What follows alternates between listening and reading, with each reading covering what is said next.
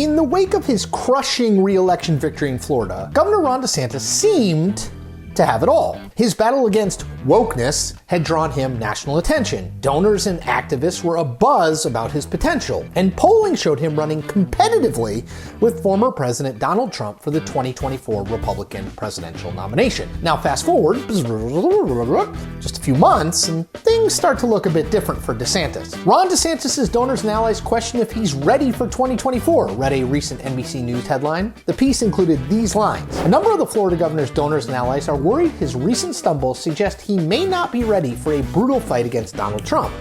Some feel DeSantis needs to accelerate his timeline to run for the GOP presidential nomination and begin directly confronting Trump if he's to have any chance of thwarting the former president's momentum.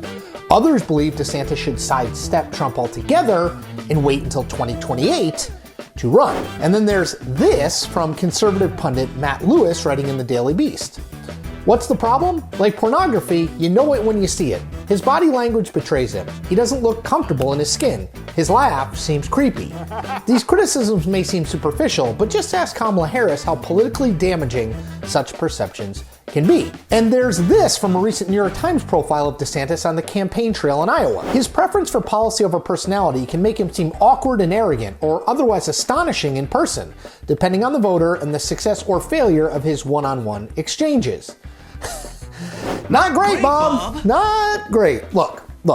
Some of this is the natural vetting process that happens to every candidate as they prepare to enter a national race. Lots of reporters start examining you very, very closely. Your circle of campaign advisors and donors necessarily starts to grow to the point where it's harder and harder to control the message of any given day or week. You attract the attention of the other candidates in the race who begin to knock you around a little bit. All of that is pretty normal stuff. But that doesn't mean it can't be destructive and even hamstring your overall campaign, because it can. The Republican road is littered with supposed stars who flamed out under the bright lights of a national campaign. There's Rick Perry, there's Scott Walker, there's Marco Rubio, hell, there's Rudy Giuliani. Remember him? All of them started out as the next big thing, and not one came anywhere near winning the Republican nomination when they ran. Now, DeSantis isn't there yet, but there are starting to be some overrated vibes coming off of him that bear a striking resemblance to some of the names I just mentioned. Now, given the questions that are now surrounding DeSantis, it may be,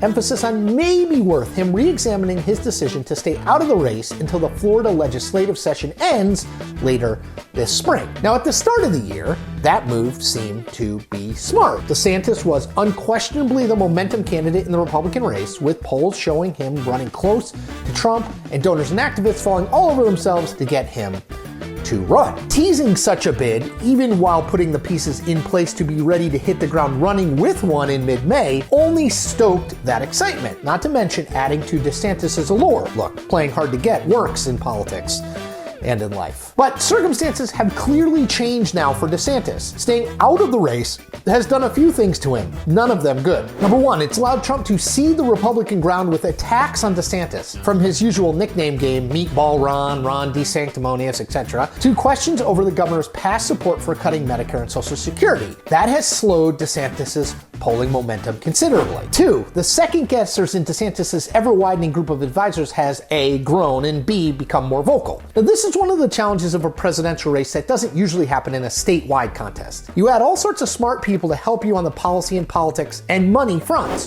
which is a good thing. But those people have opinions, and they also have connections to some national reporters, connections they can use to get their thoughts out into the public, which is how you get a story like the one NBC ran, in which DeSantis' allies, his allies, are suggesting, without their names attached of course, that he should get into the race sooner than planned or skip the contest entirely, leaving the field wide open for Trump. Now, all of this hand-wringing and consternation could well wind up being a moot point if, once he's in the race, DeSantis shows he has the stuff to run for president. If that happens, these early doubts will be dismissed as the carping of nervous Nellies, nothing more. So what? In my experience, the cliche, where there's smoke, there's fire, tends to be true in politics. Meaning that if there is some skittishness within DeSantis' world, it's more likely than not at least somewhat warranted. 24 race, however. He's clearly a major player in this contest, and there's simply no guarantee that in 4 years' time, he would have the same positioning for the next